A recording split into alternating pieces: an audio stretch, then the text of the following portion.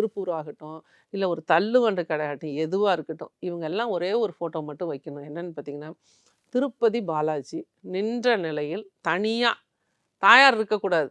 ஏன்னா, அவர் தனியா நின்னு தான் இரவு பகலா உழைக்கிறாரு. அவரு நின்னா தான் அவருக்கு காசு. அப்போ உழைச்சா தான் காசுங்கிறத இது எதுக்காக? அந்த ஃபோட்டோ வச்சோனே அந்த ஃபோட்டோ குடுத்துறாது பணத்த. அந்த அந்த குணத்த, அந்த நெறிமுறைய நம்ம ஃபாலோ பண்ணணும். அப்ப அவரு நின்னு கிடக்குறாரு. திருப்பதியில நின்னு ஜனங்கள பார்க்குறாரு. அப்ப அவருக்கு கொட்டுது கோடி கோடி. அந்த மாதிரி நம்மளும் உழைக்கணும் அப்படிங்கிற எண்ணமும், அந்த சங்கு, சக்கரம் ஒவ்வொரு விஷயத்துக்கும் ஒரு சிம்பல்ஸ் இருக்கு. அதுலேருந்து ஒரு பாசிட்டிவிட்டிங்கிறது வரதுனால, இந்த தனியாக இருக்கக்கூடிய பெருமாள் படம், அவங்கவங்க சக்திக்கு தகுந்த மாதிரி ஃபோட்டோவா வச்சுக்கலாம். இப்ப திருப்பதிலலாம் நல்லா ஸ்டோன்ஸ்லாம் வச்சு குடுப்பாங்க. அதெல்லாம் ரொம்ப சூப்பர். நல்லா பெரிய பெரிய நிறுவனங்கள்ல வைக்க சொல்றேன். எல்லாருமே வைக்கிறாங்க. அதே மாதிரி கடைகள்ல, வியாபார நிறுவனத்தில, ஒரு ஆஃபீஸ்ல எல்லாமே ஒரு பவுல்ல கல்லுப்பு போட்டு, அது மேல கொஞ்சம் மிளகு போட்டு வைங்க.